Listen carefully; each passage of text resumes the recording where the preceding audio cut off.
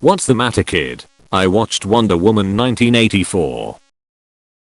Hello and welcome back to another video, in which I will be reviewing Wonder Woman 1984. If you would like to see more content like this, then please consider liking and subscribing.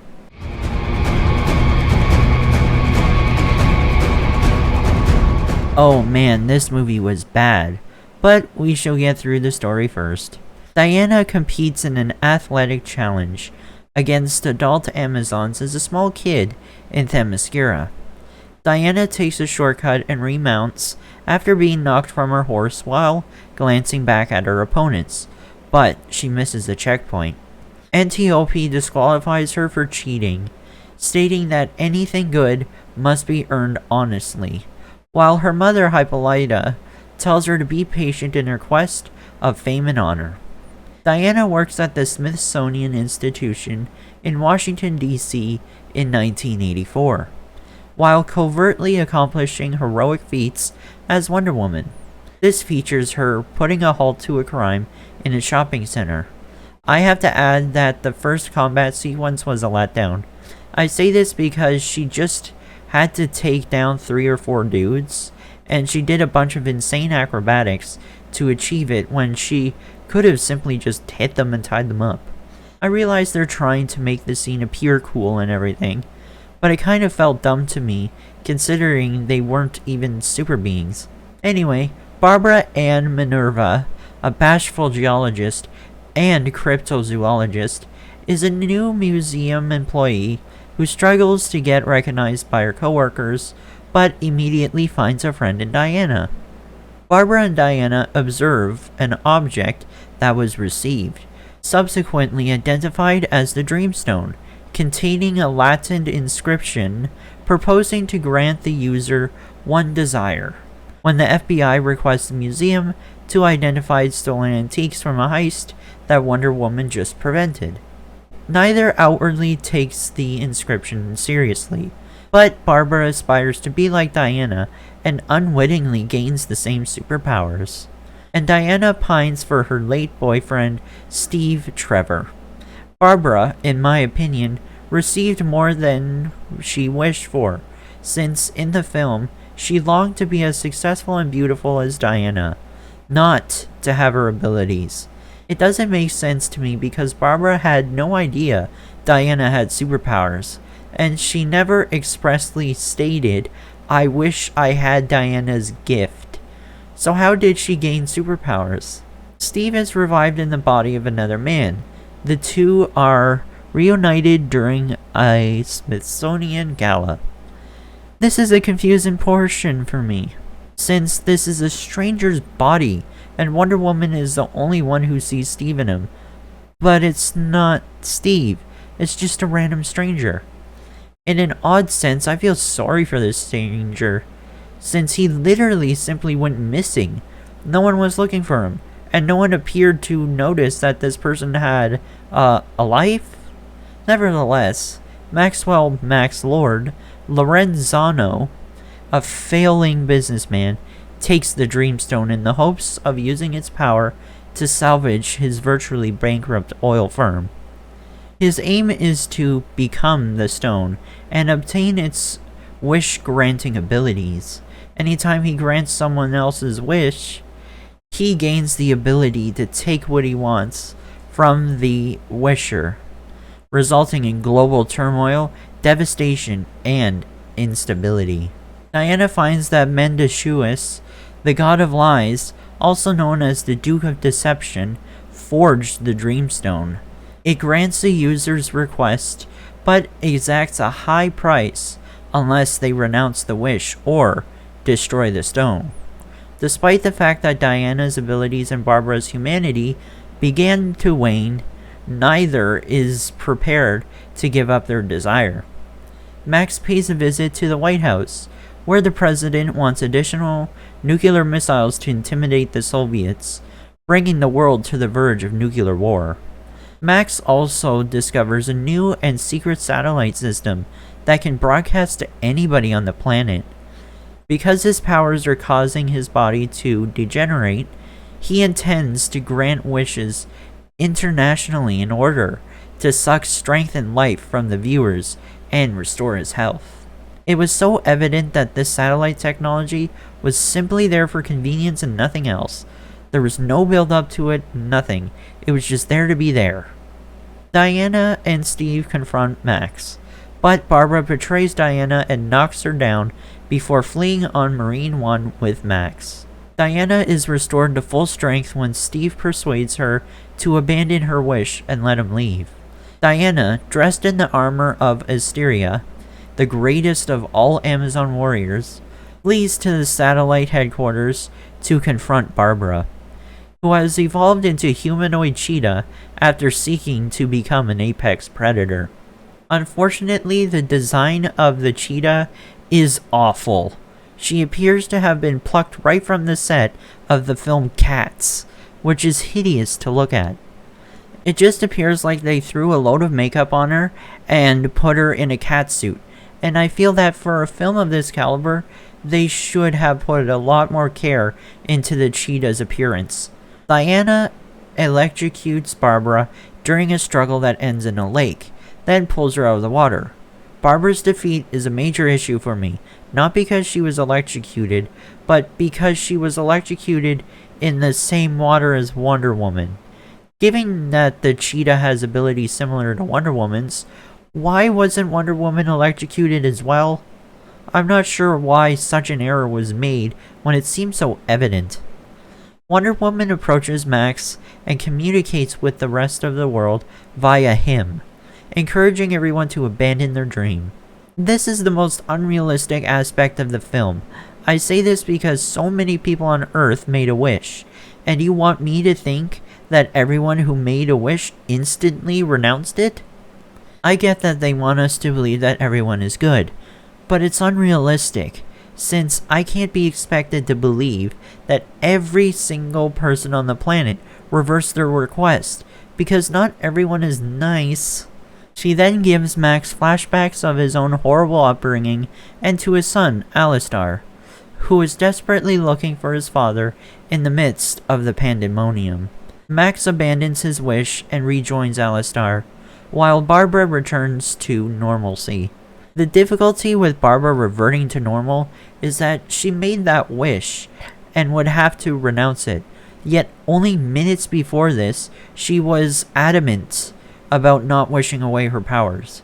You want me to think that she suddenly changed her mind and renounced her powers when she was so pleased with them? This film is illogical. Diana encounters the guy whose body Steve possessed later in the winter. Meanwhile, it is revealed that Asteria is covertly living among humans. The woman that plays Asteria is played by Linda Carter, who portrayed the original Wonder Woman, which I thought was a cool cameo. So there was the storyline of Wonder Woman 1984. Normally, I would discuss the characters and the good and the bad, but for today I will focus on one character and then discuss fundamental faults with the film.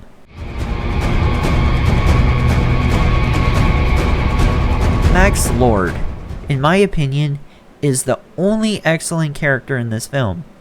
To be honest, he was the only engaging character in the entire film, and his arc is better than Wonder Woman's. It's unfortunate when you like the primary antagonist to the hero. Anyways, he had a great setup, meaning that he had a failing business and he was anxious to get it back up and running. We subsequently discover that he intends to use this wish stone to improve his company.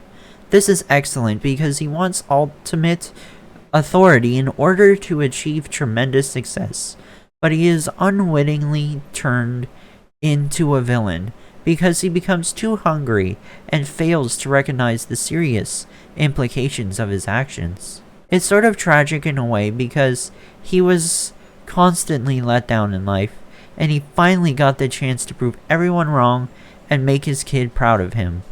And it was extremely emotional. The finale, when Max finally sees his son, was by far the greatest part of the film. This is the one point in the film that I felt emotion, and I was genuinely thrilled for Max to finally discover that the purpose of life truly is for him, and that he was finally happy with his kid. I also wanted to thank Pedro Pascal for his outstanding performance in this role.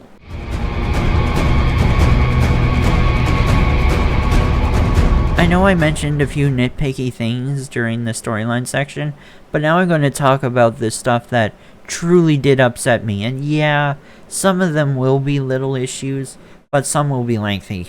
I'm going to start with the minor elements that concerned me, one of which was Wonder Woman's sudden acquisition of new abilities. This happened twice throughout the course of the film. The first time she made the jet they were flying in invisible, and the second time she learned to fly. Only the one where she makes the jet invisible bothers me.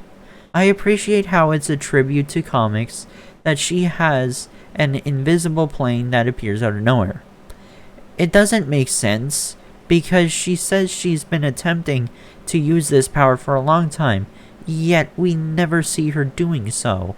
She merely knows how to make things invisible for some reason that we were never warned about. The major issue with this is that it never appears again in any of her subsequent films. I realize that this film is technically a precursor to all the previous films that she has appeared in, but come on, she could have utilized her talent in movies like Batman vs Superman or Justice League. The same might be said for her ability to fly. Again, in the comics and video games, she can fly, and in this movie, it made sense that she just found out how to fly because she remembered what Steve said to her and put it into action, and I thought it was fantastic. What's not cool is that she could have utilized this power in the other films that she was in. I really don't like how they're presenting us with brand new powers that haven't been established in previous films. Before you say anything, I know that superheroes may get new powers as they progress through life. But when it's done in a prequel and not in the sequel, it can screw with things, because the issue of where those abilities went may emerge. I appreciate it when superheroes have new powers, but it has to make sense in terms of the plot. What's up with that battle scene in the midst of the movie? My god, this is the worst battle I've ever seen. It's horrible, because there are so many contradictions with the CGI and Wonder Woman's abilities. I'm going to start with the awful CGI, because at the start of the battle, Wonder Woman jumps out of the vehicle and begins to sprint towards the convoy, and I have to question, what is that CGI? Because you can obviously see she's in front of a green screen, and simply the way she's moving looks extremely weird as well. Why can't anyone get running fast shown properly? There are also anomalies in her strength level in the sequence. It's been established that she was losing her powers, which is fine. The problem with this is that she was able to push a huge ass truck forward into the convoy at the start of the combat scenario, but she couldn't push two armored vehicles apart later on. So what I'm seeing is that her powers only operate when it's convenient for the plot, and the same could be said about her abilities not working when the storyline requires it. One final criticism is that Wonder Woman appears to be able to combat Superman in the Justice League and hold her own against him, but then she is stopped by a gust of wind in this movie? Okay, let's substitute Wonder Woman with Superman. Does that indicate that Superman will be halted by the wind? This makes no sense. Max should not have been able to fight Wonder Woman of all people. And I'm not sure why they couldn't just leave it with Cheetah being the muscle and Max being the person that he was. I'm not sure why they felt the need to make Wonder Woman appear so weak in this sequence. But it's demeaning to the character because she should be able to easily battle against the wind. I just realized I typed an entire paragraph talking about wind. Anyways, I'm curious what transpired behind the scenes for this film, because the original Wonder Woman film is far superior to this one. I'm honestly puzzled by what occurred, and the only explanation I can think of is that the script was written by Zack Snyder in the first film, but Patty Jenkins authored the script for this one. Patty Jenkins is not a bad filmmaker in my opinion. I believe she's a fantastic filmmaker, but I don't think she should be the writer. At least not for a film like this. To be sure, she's certainly a terrific writer in other movies, but in this one, it seemed to be the only significant change between the first and second films. It was quite disheartening to watch this film and come away dissatisfied with it. So, how do I rate Wonder Woman 1984? This film has a lot of contradictions, and the plot isn't terrific, and to be honest, it's dull. I hate to say so about this film, but I thought it was far too lengthy, and to put it bluntly, uninteresting. The one thing I really liked was Max Lord and his bond with his kid, as well as his attempts to improve himself. So I'm going to give the film a 4 out of 10. I gave it a 4 out of 10 since the only positive things about it were Max Lord, Linda Carter as a cameo, and that fairly awesome sequence when Wonder Woman literally rides the lightning. That is, sadly, the only nice thing about this movie. Everything else either doesn't make sense or is utilized as a plot device, and the movie was plain uninteresting overall. So that is today's review. And please, let me know what you think of this film in the comments, since I'm pretty underwhelmed. Anyway, the next film I'll be reviewing is Man of Steel. Thank you very much for watching, and please like and subscribe so that you can see the next review.